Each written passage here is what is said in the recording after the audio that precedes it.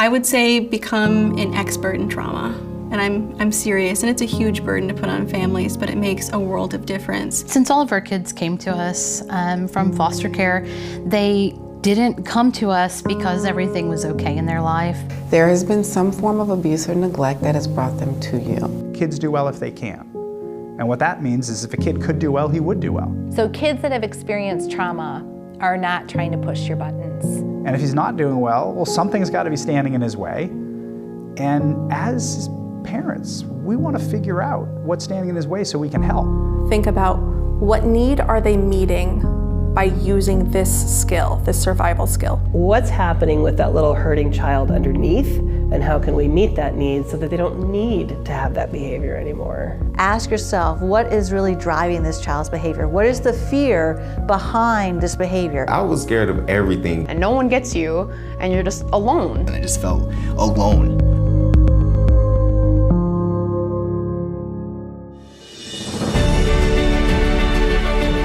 This is Core Teen, right time training for resource parents. In this episode, we focus on adolescent behavior through a trauma-informed lens. We'll hear from experts on childhood trauma. This is why consequences and punishment don't work for our kids. They have lost everything.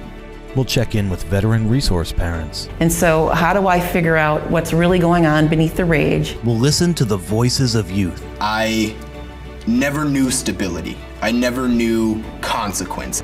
As we learn about the enduring impact of childhood trauma and discover how families can help young people heal and grow.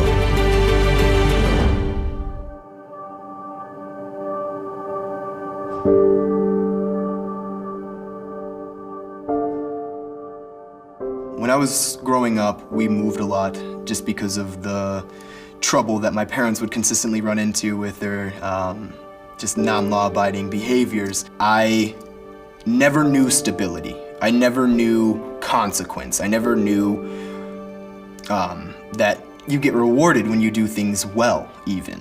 I didn't know these things, and I felt like I never had a long-lasting relationship. I never had a relationship with my parents or my siblings, and I just felt alone. These children have been traumatized.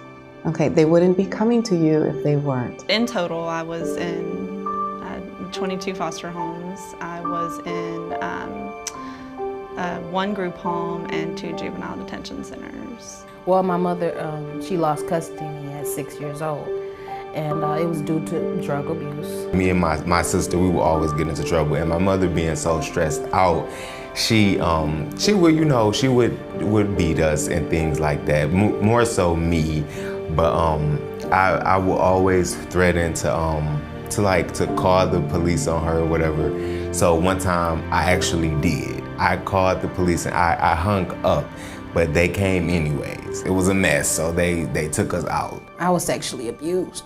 I didn't understand that physical abuse was not the norm. You never know, when's my next meal gonna be? When am I gonna shower? When a birth child comes into your family, everyone's excited. People are celebrating.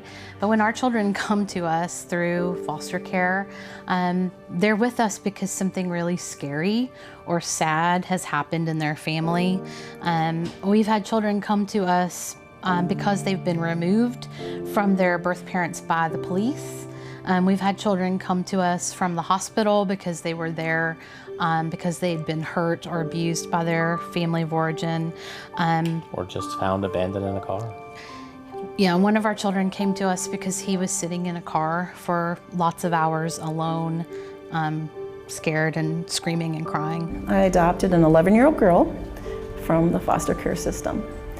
And she had a history of neglect, multiple abuse, a lot of maltreatment, chaotic living, just a lot of things going on. All 3 of the kids have been molested in one way or another. Significant abuse and neglect. Sexual abuse in some cases. She was not ready to trust anybody. I think that's really how I think about trauma, is something that changes how your child feels in the world. Our kids often feel unsafe. I was scared of everything, the basement, the dark, just under the bed. I was very vulnerable.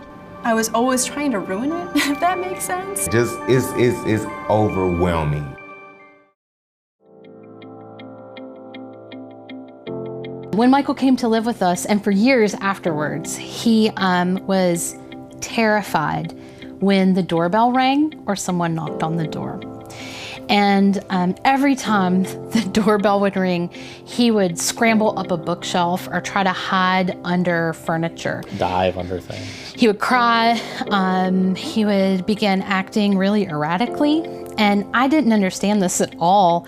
And I would try to discipline him really in some ways until I really figured out this is terror. He's terrified every time the doorbell rings. And so something that to me is exciting, the doorbell ringing, it might be a package from Amazon or it's a visitor, that's exciting. To him was so scary because in his world before us, someone coming to the door. A stranger coming to the door is dangerous. It's dangerous, yeah. I think the most important thing for resource parents to know in terms of trauma is the impact that it has on a developing brain, and as a result, what that leads to downstream. Because I think so often what happens is, as a parent, when you're met with all kinds of challenging behavior, it's hard to think beyond the behavior. This can look like defiance, disrespect, disobedience, all these things when it's really a brain issue, not a behavioral issue. There are these core things that happen to our kids when they have trauma when they're very young and their needs are not met that come out as really obnoxious, defiant adolescent behavior. I went off on her and I proceeded to hit her, bite her, spit at her, stuff like that. And realizing that some of that behavior, particularly behavior that's very disrespectful, defiant, scary, aggressive, unsafe, realizing that that behavior flows from the impact of trauma is crucial because it suggests very different ways of trying to handle it. A lot of our kids, even big kids coming to us, still are very hurt little children who haven't had their needs met, who don't believe that they deserve to have what other people have, who don't believe that they deserve to be happy. The brain is wired for fear. Everything that the child interprets, everything that they perceive, it's all going to be from a very fear-based perspective. That means that you may just simply look at that child with a different look and they're automatically going to think that you're mad at them. A child who grows up in a household where there's lots of love and attention and the parents are present and they use eye contact when they communicate. Eye contact for that child means that you are in the presence of somebody who's interested in you, who cares about you, and so forth. But if you are a child who grows up with a depressed, disengaged, overwhelmed parent, and the only time you have eye contact is when the parent is angry at you and how many times do I have to tell you this? You start to associate eye contact with something that's threatening.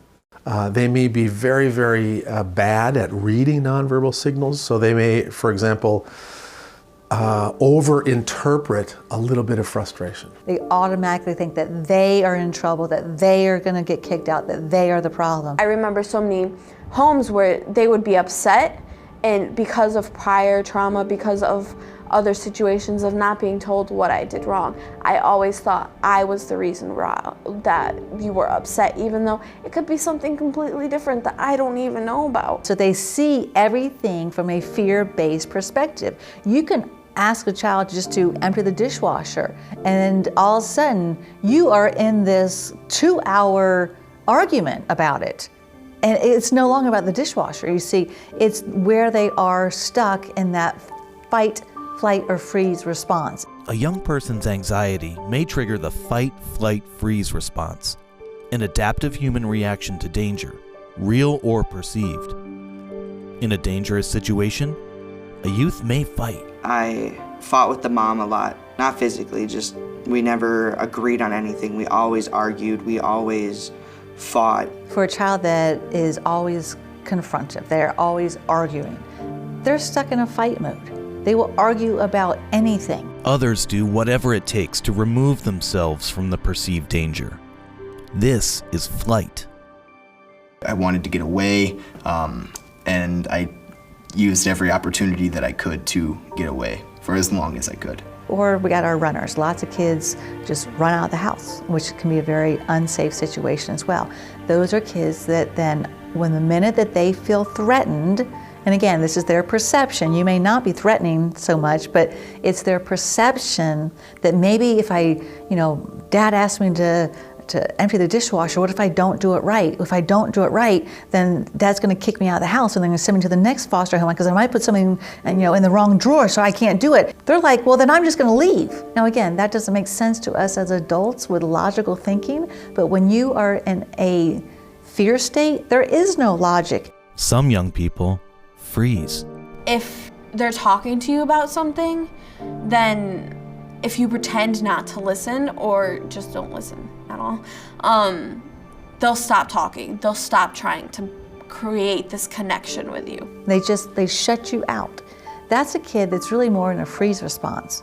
They can't even process what's happening. They're so overwhelmed, they literally become frozen. And again, it's not the actual chore that you're asking them to do, it's just the fact that you are now in a direct relationship with them that can be overwhelming. I misbehaved. I'd never listened to her. I was always running away from home. I would just do a bunch of illegal things and cause fights at school, get suspended. I was this close to getting expelled. I had a child who ate like this for years because she would protect her plate, just like a dog does. A lot of stealing. I have a lot of kids that like to steal, don't like to tell the truth about anything, You can stand there and watch them do something. No, I did it. And I had a daughter who, man, you could always tell she was lying because her lips were moving, right?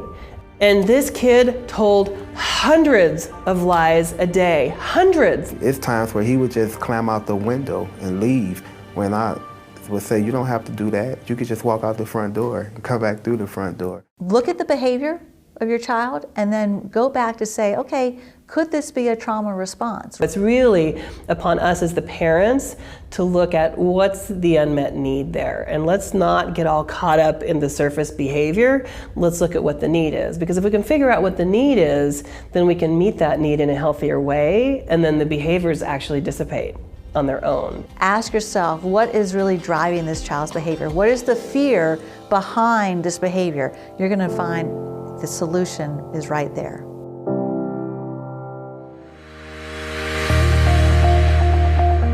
All of our work flows from a central idea, and the one central idea is the philosophy behind our work, and that is kids do well if they can. It's very simple. Kids do well if they can. And what that means is if a kid could do well, he would do well. And if he's not doing well, something's got to be standing in his way. And as parents, we want to figure out what's standing in his way so we can help. Most of us tend to believe kids do well if they want to. And if this kid just wanted to do well, he would. So if he's not doing well, if he's misbehaving, it must be because he doesn't want to. I'm going to try to make him want it. It's about the worst thing you could do with these particular kids. So what we say is, you know what? If he could do well, he would do well. Show me the kid who shows up in your home wanting to wreak havoc and have everything go poorly. Especially these kids who have suffered so much loss, so many transitions. They find their way into your home, man, do they want it to stick. Now, what's so hard for us is their behavior is going to communicate the exact opposite. He did not want to have anything to do with me. They want nothing to do with you. I try to hug him. I would try to build a relationship with him. He just was not having it. Kids do well if they can. If he could, he would. I have yet to meet the kid who prefers behaving poorly to behaving well. If you don't understand this sequence of processing information, you will continually make the mistake that children's behavior or adults' behavior is always intentional. And the truth is, most human behavior is elicited. It's not planned. No kid sits up at night thinking, oh, tomorrow in lunch, I'm going to run into Billy and I'm going to poke him with a pencil. Now I just have to figure out how to get him to run into me. They're not out planning these events. they're reacting to things in the environment. And because they're overly reactive, their responses are disproportionate to whatever the stimulus is. And it gets them in trouble all the time. So kids that have experienced trauma are not trying to push your buttons.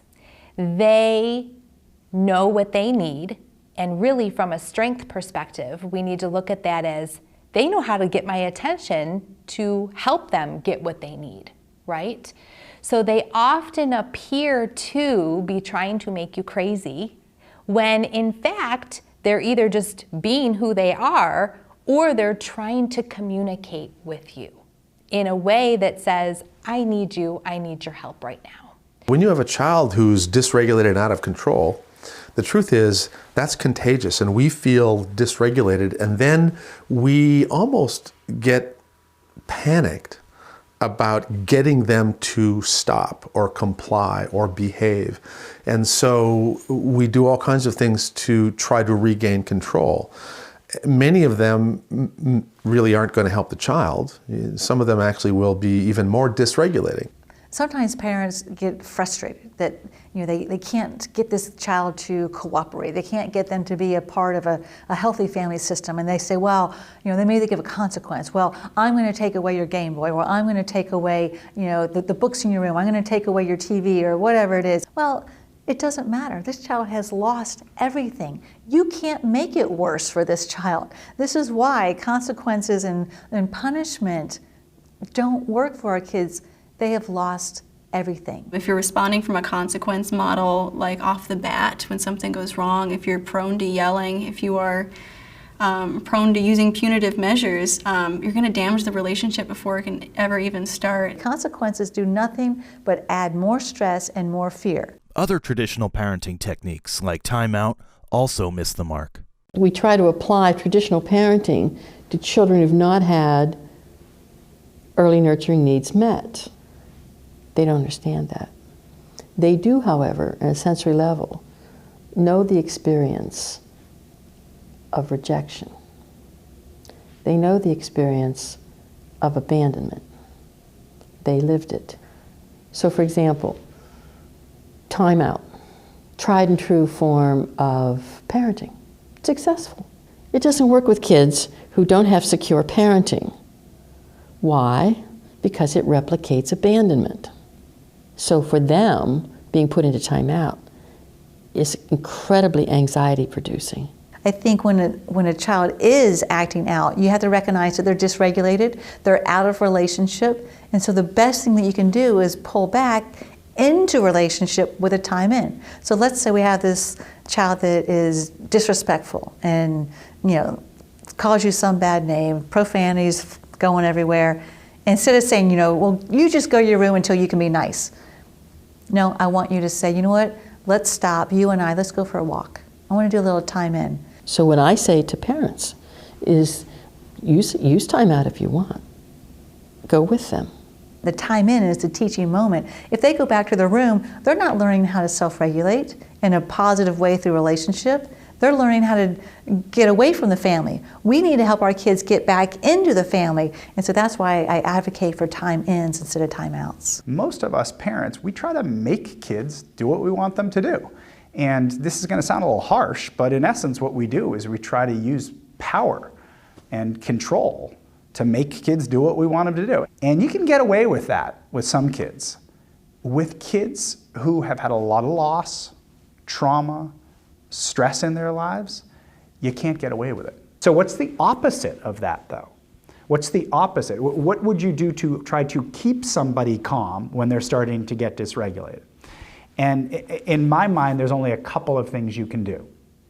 One is you can reflect anything you've heard from the kid, and the other is you can reassure them that you don't want to try to impose your will upon them, and that you really want to understand. So you can reflect and reassure, reflect and reassure. So if a kid is screaming at you, I'm not leaving, you can't make me go, or I'm not going to eat that, or I'm not getting up, whatever it is, you can reflect and you can reassure. Those are the things that are most regulating, all these R words, reflect and reassure. So what does that look like? If the kid's saying, I'm not going to school, guess what reflect looks like? Okay, sounds like something about school you don't want to go today. What does reassure look like? You know, I don't want to force you to go to school. That's not going to be good for anybody.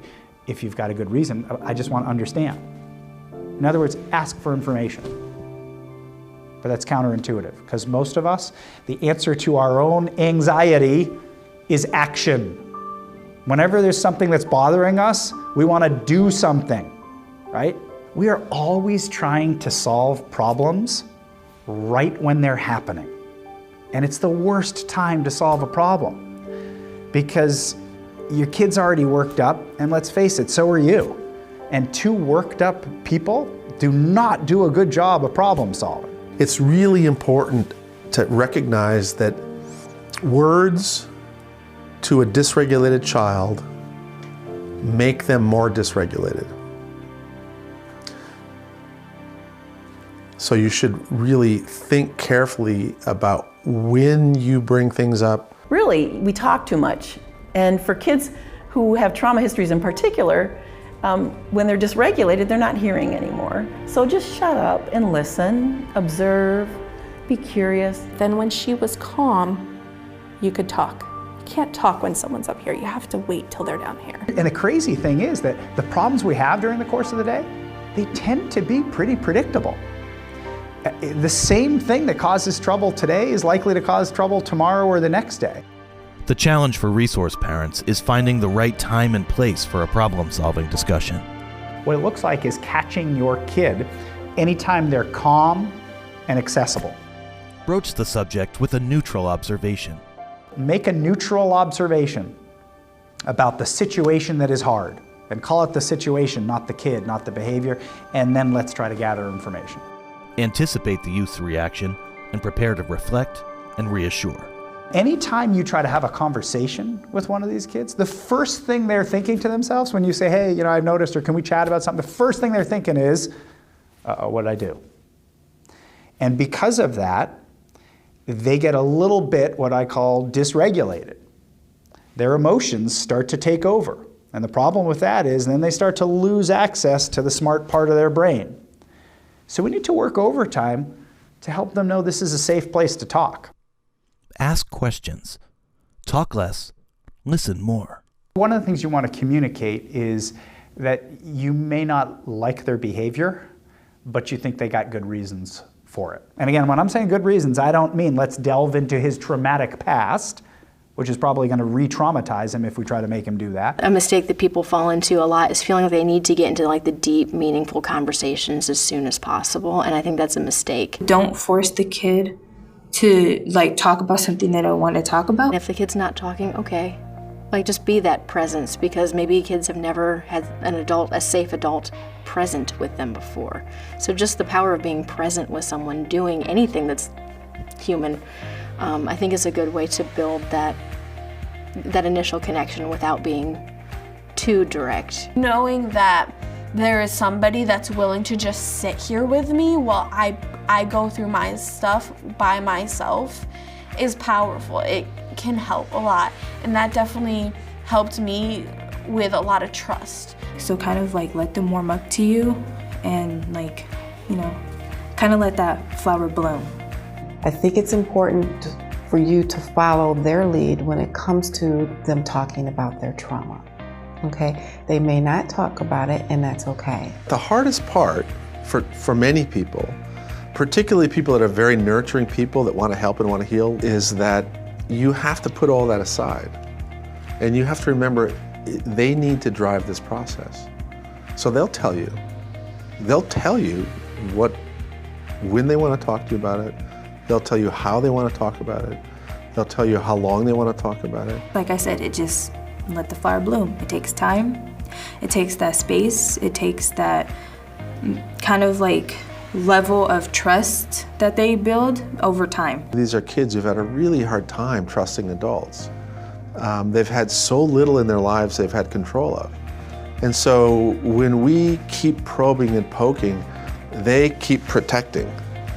And so it's really important to learn how to be still and be present. And the more still you are inside, the more likely they are to feel comfortable bringing their storm to you.